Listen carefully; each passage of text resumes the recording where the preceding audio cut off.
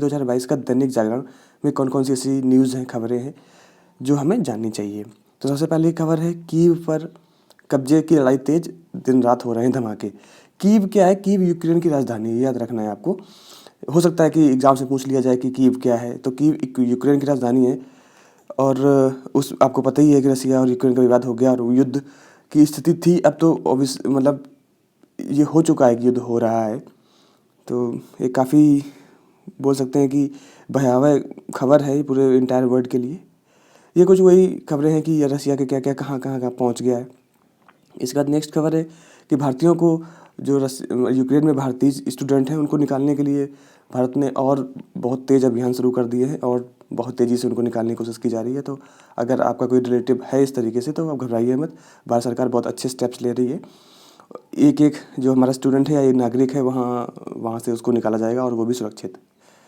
बाकी एक यहाँ पर खबर है, राज्य और केंद्र शासित प्रदेश कोरोना की पाबंदियों में ढील दें। केंद्र सरकार ने कहा है कि अभी देखते हुए कि कोरोना के केसेस बहुत कम हो रहे हैं और साथ ही साथ उसका प्रभाव भी बहुत ही कम है, तो केंद्र सरकार ने राज्यों से कहा है कि आप जो मनोरंजन है, खेल, सामाजिक प्लेसेस हैं, शैक्षणिक और धार्मिक आयोजन हैं, उन पे जो पाबंदियाँ लगाई हैं आपने, या नाइट कर्फ्यू है, उसमें आप ढील दीजिए।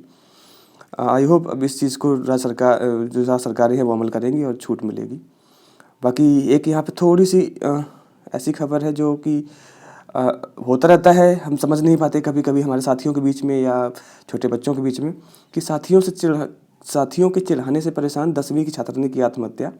कभी-कभी हो जाता है कि हम बुलिंग करते हैं ना, बुलिंग मतलब होता है एक चिढ़ाना, टाँग खींचना, हम लोग अपने आपस की भाषा में बोलते हैं। तो कभी-कभी हम कुछ इतना कह जाते हैं कि किसी एक ऐसे इंसान के दिल को बात छू जाती है, तो हमें हँसी-मज़ाक करना है, बट एक दायरे में रह के। हमें उसके जो मानसिक संतुलन की वो चीज़ है, उसको हाथ नहीं पहुँचाना है। नहीं तो लोग बहुत या बच्चे जो बहुत बड़ा स्टेप ले लेते हैं और फिर बाद में उनकी इस गलती का जो दुःख होता है वो फैमिली को होता है। तो प्लीज़ इन चीज़ों से थोड़ा-सा बच के रहिए और अगर कुछ ऐसा हो रहा है तो प्लीज़ अपने आस-पास के लोगों को समझाइए। बाकी आपको पता ही है कि विश्व युद्ध की कगार पर है पूरा विश्व, तीसरे विश्व युद्ध की, और बहुत ज़्यादा जो आजकल चल रहा है, जो एंटायर वर्ल्ड में देशों के प्रति, एक दूसरे के प्रति अराजकताएँ हैं, तो उसमें मोदी जी ने कहा है कि हमारी जो विशिष्ट रक्षा प्रणाली है, उसके लिए हमें खुद आत्मनिर्भर बनना पड़ेगा। हालाँकि उन्होंने बजट में कहा भी है कि 70% हिस्सा जो होगा हमारा बजट का, मतलब सॉरी, रक्षा प्रणाली के बजट का, उसको हम अपने जो देश में निर्मित कंपनी है उनसे लेंगे। तो और बोला गया है कि हमें विश्व को देखते हुए अपनी खुद की आत्मनिर्भरता रक्षा क्षेत्रों में बढ़ानी पड़ेगी। रक्षा प्रणाली जो उपक्रम है उनको बढ़ाना पड़ेगा। तो एक अच्छी चीज़ है और ये होना भी चाहिए। हमारे जैसे हम कृषि प्रधान देश है, इसी तरीके से हम रक्षा प्रणाली बनाने में भी प्रधान होने चाहिए और हमारी जो विभिन्न एजेंसीज़ हैं वो काम भी कर रही हैं इस मामले में। फिर नेक्स्ट खबर यहाँ पर आपको पता है, दिल्ली में नाइट कर्फ्यू पाबंदियाँ खत्म हो गई, धीरे-धीरे सबका होगा। ये यहाँ पर है, दिल्ली के हर घर से नल से मिलेगा 24 घंटे साफ पानी, केजरीवाल ने कहा है। तो उन्होंने बोला है कि अभी जो हर नल, हर जल, हर घर, हर जल का एक मोटो था गवर्नमेंट से, मतलब अपनी जो सेंट्रल गवर्नमेंट है, उसके तहत केजरीवाल ने कहा है कि हमने पूरी दिल्ली में 24 घंटे साफ पानी हर एक घर में मुहैया करा दिया है।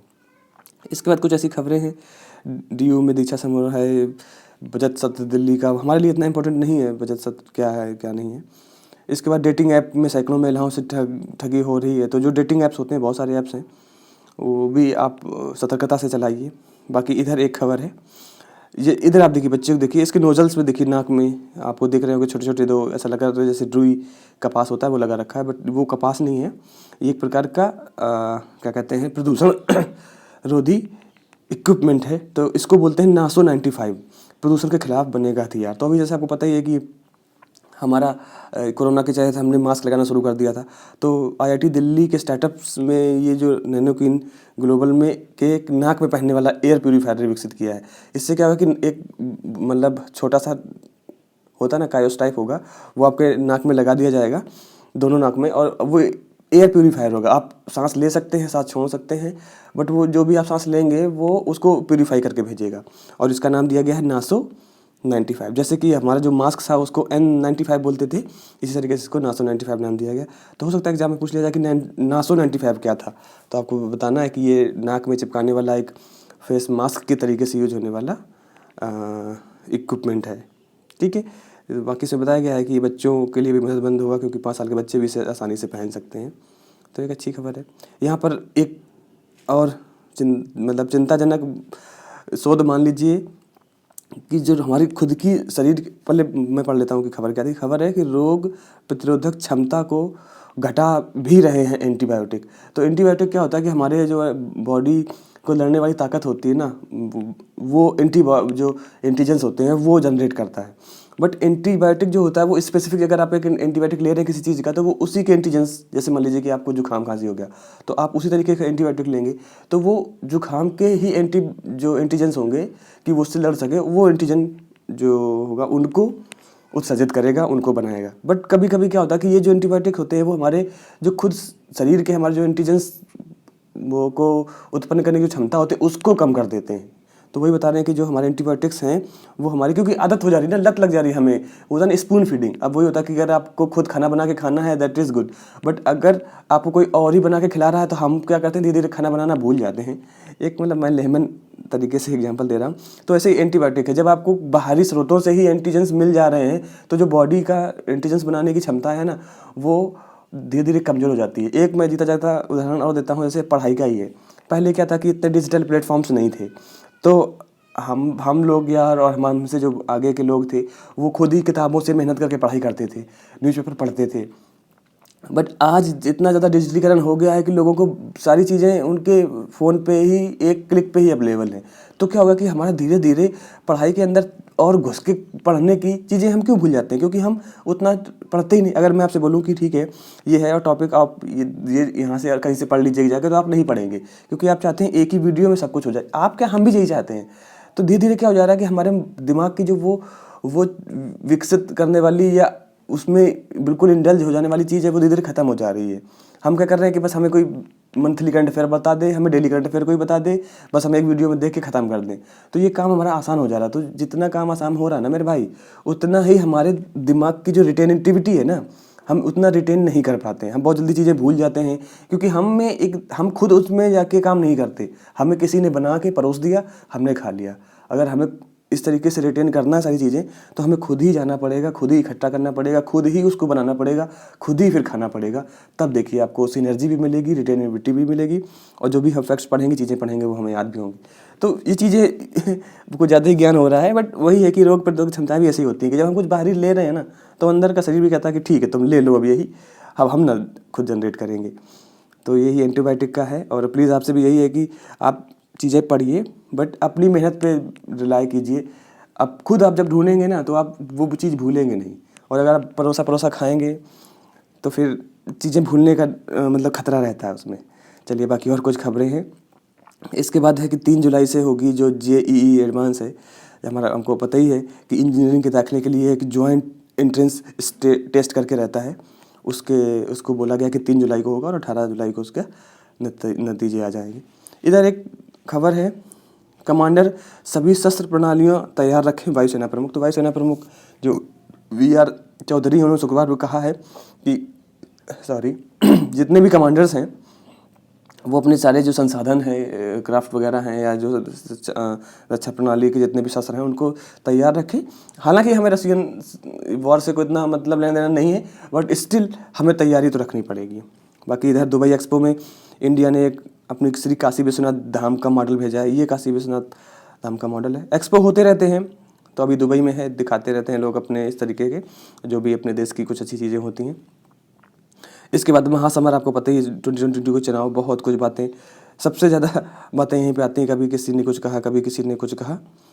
यहाँ पर बाकी जो हमारे भाजपा के राष्ट्रीय अध्यक्ष JP नड्डा जी हैं, उनका यहाँ पर आज साक्षात्कार है। पॉलिटिकली है, पूरा पॉलिटिकली है। बाकी अगर आपका है कि पढ़ना है तो आप यहाँ पे स्क्रीनशॉट ले लीजिए, नहीं तो डिस्क्रिप्शन में मैंने अपने टेलीग्राम चैनल का लिंक दिया है, वहाँ पे मैं इसकी PDF डाउनलोड कर देता हूँ, अपलोड कर देता हूँ। आप वहाँ से पूरा पेपर पढ़ सकते हैं। बाकी रोड रेज मामले में सुप्रीम कोर्ट ने सिद्धू से 2 हफ्तों में मांगा जवाब। एक्चुअली रोड रेज हुआ क्या था, बात है ये, यहाँ पे मैंने दे रखा है 1988 की कार से जा रहे थे नवजोत सिंह सिद्धू। तो रास्ते में उन्हें एक बुजुर्ग मिले जिनका नाम गुरुनाम सिंह था। उनसे कुछ बहस हुई, तो उन्होंने उन पर हाथापाई उनसे हुई। तो इतनी हाथापाई हुई कि बाद में वो जो गुरुनाम सिंह थे, जो भी बुजुर्ग थे, उनकी मृत्यु हो गई। तो उस पर सुप्रीम कोर्ट में उनका केस चला। केस पे ये बोला गया कि गैर इरादतन हत्या हुई है ये, तो उस समय उनको 1,000 रुपये जुर्माना दे के बरी कर दिया गया। अब मुद्दा ये है कि उनकी फैमिली ने कहा है कि हमारा एक इंसान हमने खोया है। तो पीड़ित जो पक्ष है उसने कहा है कि सिद्धू को इतनी कम सज़ा क्यों मिली। भाई ये तो पूरा एक मौत हुई ना, हत्या हुई, तो उस पूरा दोबारा से उस केस की आप छानबीन करें और दोबारा से सजा दें। तो ये मामला पूरा था। आई होप आपको समझ में आ गया होगा।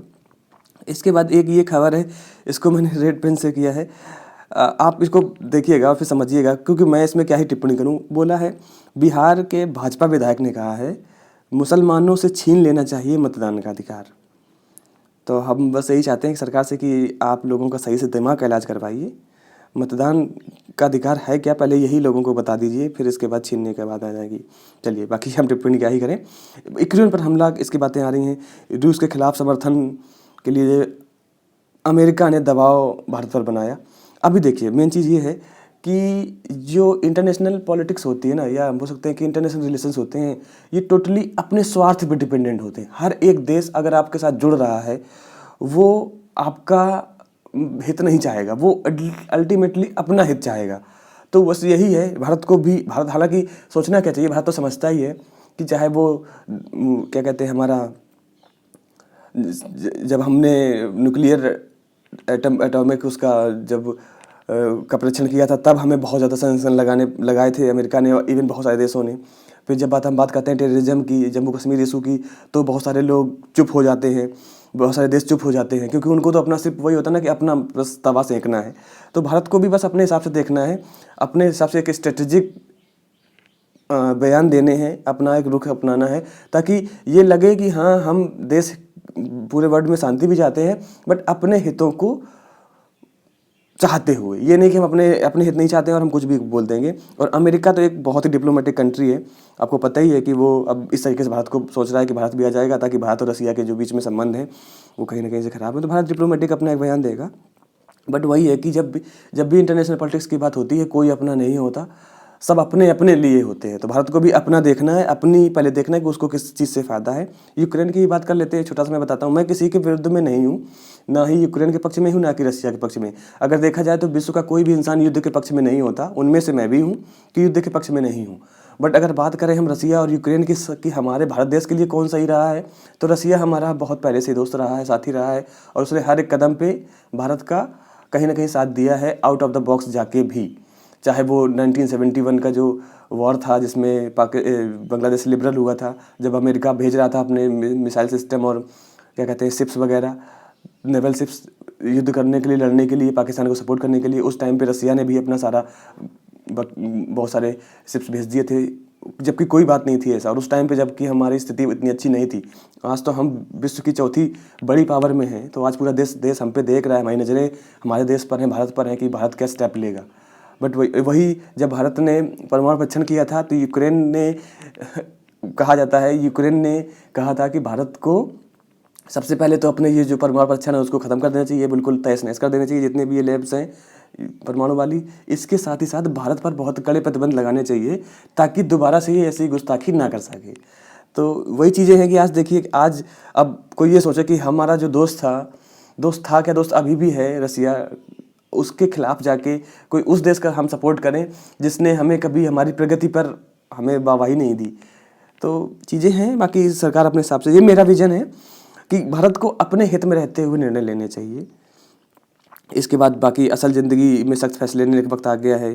जो यूक्रेन के राष्ट्रपति हैं उन्होंने बोला है कि अब ये बिल्कुल सही है, अब तो ये टाइम है आपको कि आपको क्या स्टेप लेने हैं। और एक चीज़ ये होती है, देखो ये सिंपल है कि मेरे यहाँ पर एक कहावत है, आप सुन लीजिएगा प्लीज़। कि एक कहावत है कि रुपया कम खर्चा ज़्यादा, मतलब आमदनी कम खर्चा ज़्यादा, ये लक्षण है लुट जाने का। और ताकत कम गुस्सा ज़्यादा, ये लक्षण पिट जाने का। तो थोड़ा सा हंसने वाला है, बट वही है कि हर एक देश को अपनी काबिलियत, अपनी औकात देखनी चाहिए। आप वही है ना कि चींटी हाथी के मानते हैं कि कोई गठजोड़ नहीं है, बट आप देखो ना, आप एक शेर से एक बकरी लड़ाओगे तो क्या ही होगा। और कोई बताए ना, इस दुनिया में कोई किसी का साथ नहीं देता जब तक कि उसका खुद का कुछ स्वार्थ ना हो। कहाँ गया नाटो, कहाँ गया USA, ये सारे कहीं ना कहीं लीगली बाउंडेड हैं कुछ प्रोटोकॉल से, ऐसे नहीं आ सकते हैं। और अब इस समय इस युद्ध में सिर्फ यूक्रेन अकेला पड़ा है। हाँ ठीक है, यूक्रेन को तो रसिया तहस नहस कर देगा ना, यूक्रेन तो गया, खत्म हो गया।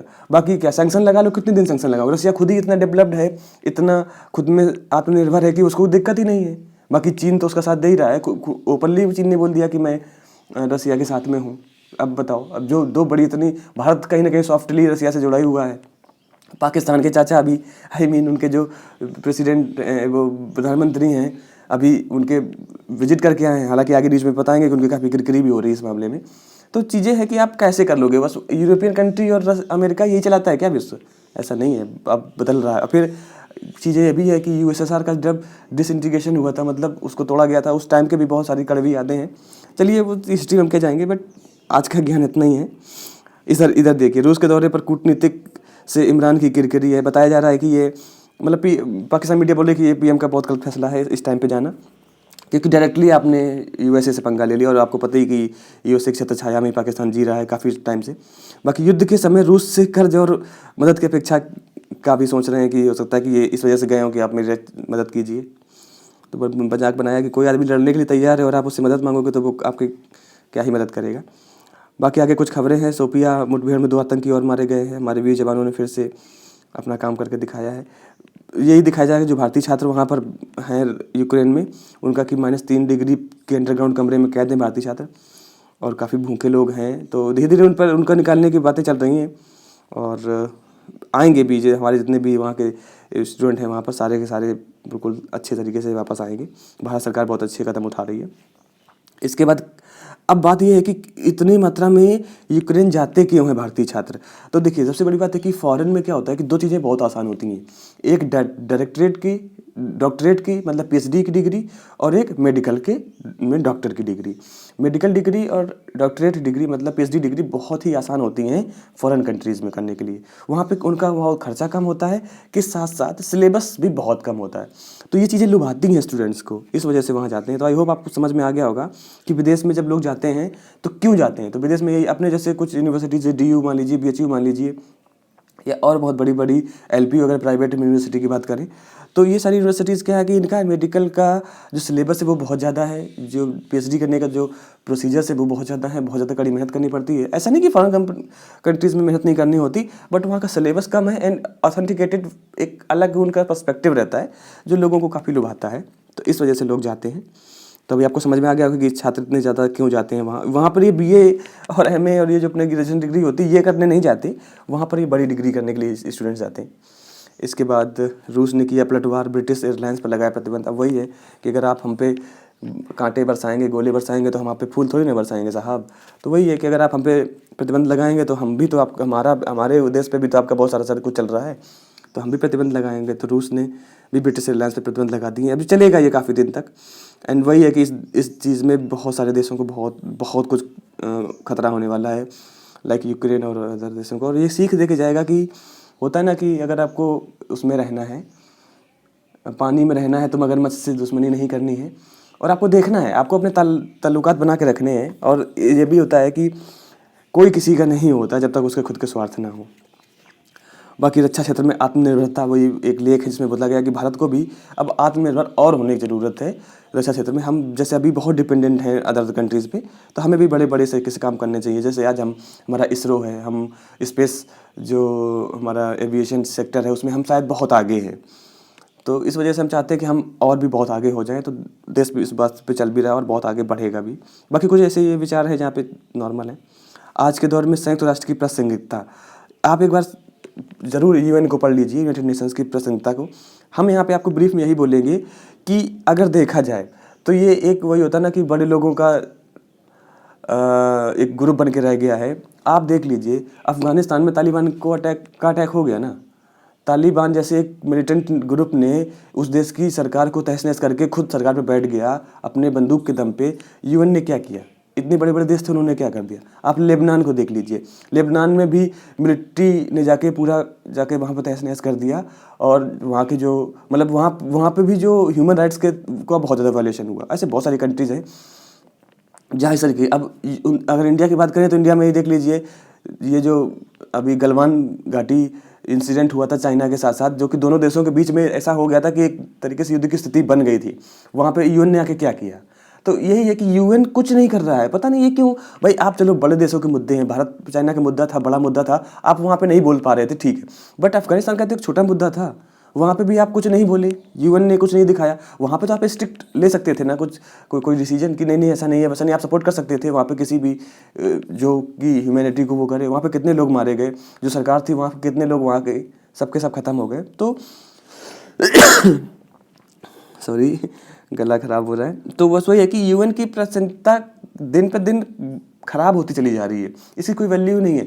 अमेरिका भी देख लीजिए, कुछ दिन पहले अमेरिका ने कहा था कि हम जो WTO है इससे हम दूर हट जाएंगे, हमें नहीं मानना है ये जो इस तरीके के ऑर्गेनाइजेशंस हैं, हम यूएन से नहीं, हम नहीं मानेंगे, हम हट जाएंगे।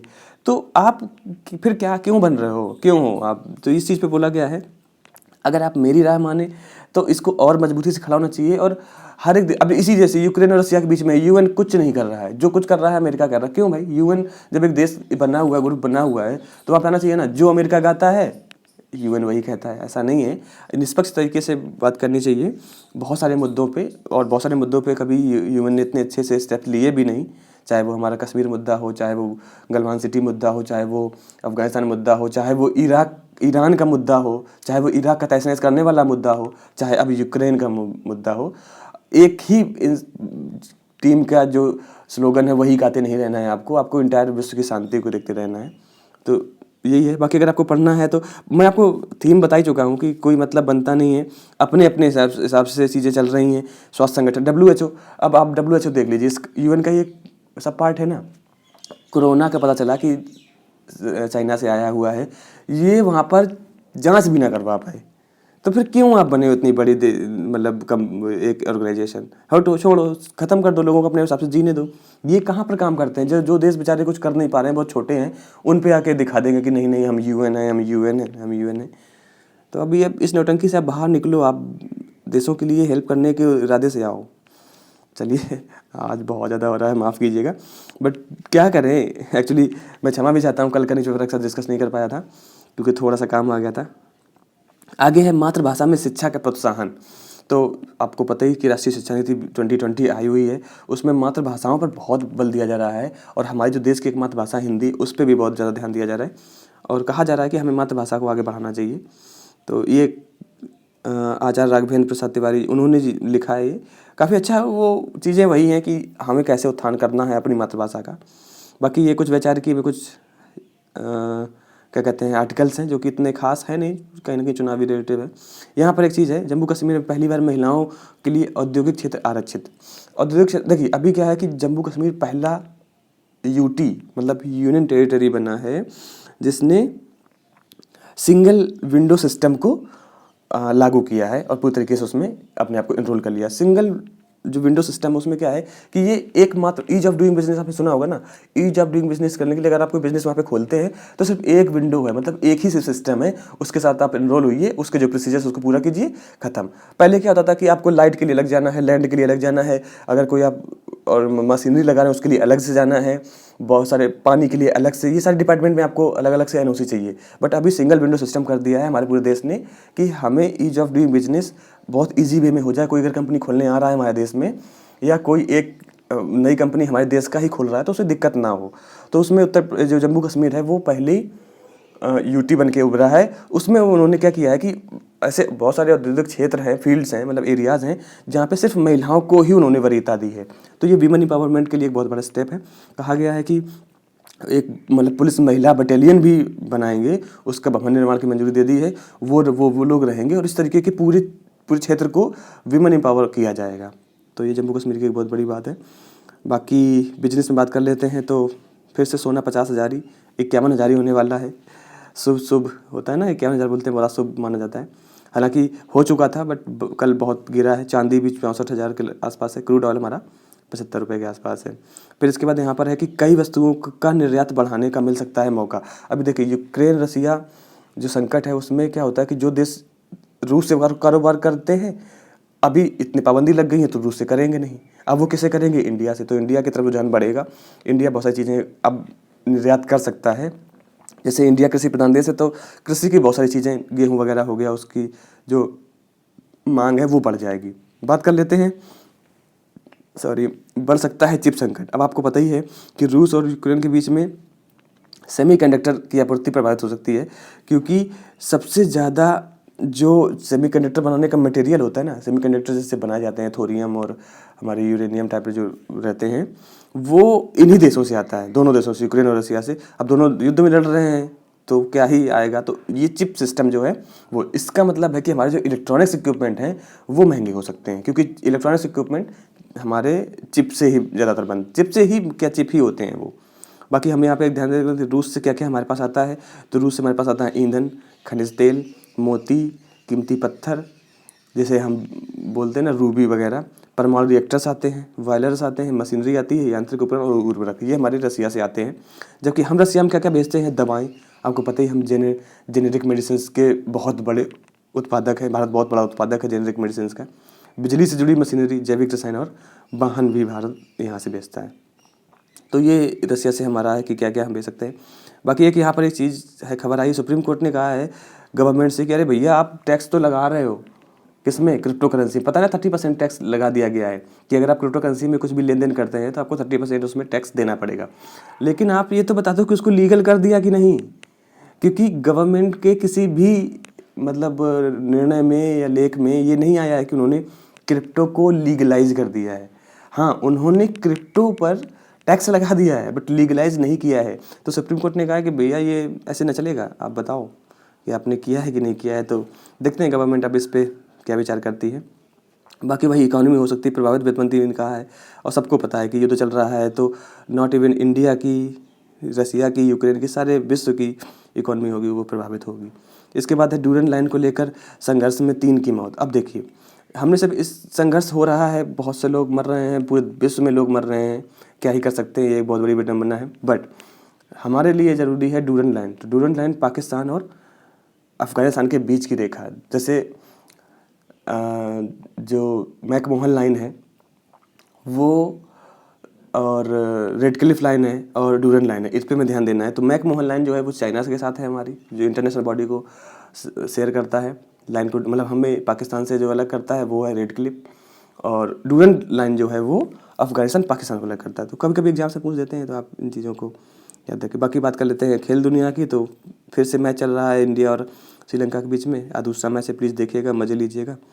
इसके बाद एक ये चीज़ है थोड़ी सी मुझे इथिकल, मतलब वही होता है कि लोगों की मेंटालिटी देखिए कितनी खतरनाक हो सकती है। अपने के लिए ही सन की पति ने डायनामाइट लगाकर पत्नी को उड़ा दिया। तो वही है कि मतलब कितने हद तक लोग जा सकते हैं, और कहाँ से डायनामाइट मिला, कहाँ से क्या हुआ। और मतलब इसका में यही है कि किस तरीके से हस्बैंड वाइफ में मतभेद हुआ, मायके चली गई, फिर वो जो सन की पति था उसने वो गया उसके घर पे जाके उसको डायनामाइट लगाया और उसको विस्फोट कर दिया। हालांकि पति को भी काफ़ी चोटें आई हैं, बट जो महिला थी उसके तो बिल्कुल टुकड़े टुकड़े हो गए। तो मतलब झकझोर देने वाली ये खबर है, समझ में नहीं आता कि इतने क्रूर लोग कैसे हो सकते हैं अपनों को लेके। बाकी यहाँ पर सब तरह के जोश जुनून से पाएँ नई पहचान। और एक चीज़ है कि जुनून आपका होना चाहिए, वो चाहे पढ़ने का हो या खेलने का हो या किसी को पाने का हो, कुछ भी करने का, जब तक आपका जुनून नहीं है। कहते हैं ना कि एक बार IAS इंटरव्यू में पूछा जा रहा था लोगों से कि मतलब आप कैसे हम मोटिवेटेड हमेशा बने रहें कि हम IAS की तैयारी करने में कभी, क्योंकि इतना बड़ा सिलेबस है, इतना वास्ट इसका क्या कहते हैं सिलेबस है, और बहुत बड़े प्रोसीजर्स हैं, 3 स्टेप्स से होके हमें गुजरना पड़ता है, पहले प्री दो, फिर मेंस, देन इंटरव्यू, फिर उसके बाद मेरिट लिस्ट बनेगी।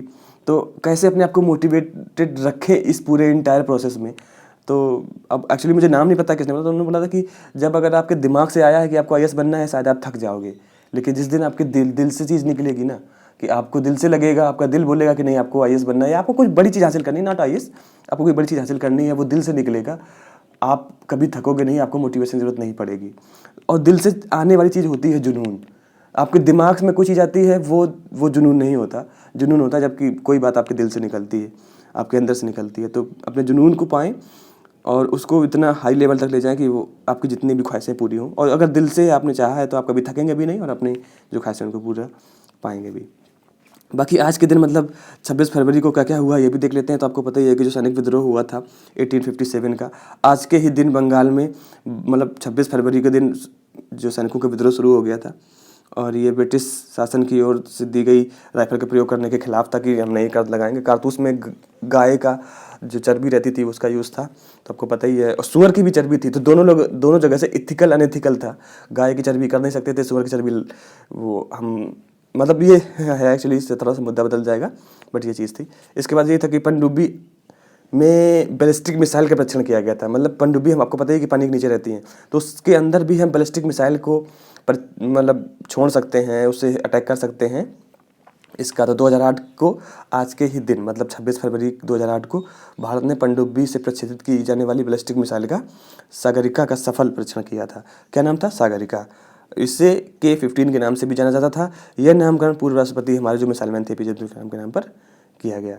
इसके बाद एक ये खबर है, आपने सुना होगा BN राव। BN राव एक ऐसे शख्स थे जिन्होंने हमारे संविधान को बनाने में बहुत ज़्यादा हेल्प की। तो इनका जन्म हुआ था वो 1887 में हुआ था, मंगलुरु में, ठीक है। ये काफ़ी पढ़ने में तेज़ थे, फिर इन्होंने लंदन से अपनी पढ़ाई पूरी की, कानूनी जो होता है वो पूरी पढ़ाई की। इसके बाद इनके कानून का बहुत, भाई विदेश में गए थे उस टाइम पे और बहुत अच्छे से पढ़ाई की थी, तो उन्होंने 1946 में संविधान सभा के सलाहकार बनाए गए BN राव, और उन्होंने बहुत अहम भूमिका निभाई अपने संविधान को बनाने में। फिर 1949 से 1952 तक ये संयुक्त राष्ट्र के प्रतिनिधि भी रहे, और यहीं हेग में स्थित है अंतर्राष्ट्रीय न्यायालय। याद रखना है, हेग में स्थित है अंतर्राष्ट्रीय न्यायालय, उसके ये न्यायाधीश भी रहे। तो ये पहले भारतीय थे जो अंतर्राष्ट्रीय न्यायालय के न्यायाधीश बने। याद रखना, एग्जाम से पूछा जा सकता है। बाकी 30 नवंबर 1953 को इनका निधन हो गया था। बाकी फिल्म गंगूबाई काठियावाड़ रिलीज हो गई है, तो अगर आप फिल्मों के शौकीन हैं तो प्लीज़ जाके देखिए। इसके बाद कुछ फिल्मी खबरें हैं। तो ये था 26 फरवरी 2022 का the Jagran newspaper. I hope आपको अच्छा लगा होगा। बाकी अपने आप को बिल्कुल स्वस्थ बना के रखिए, चीज़ों को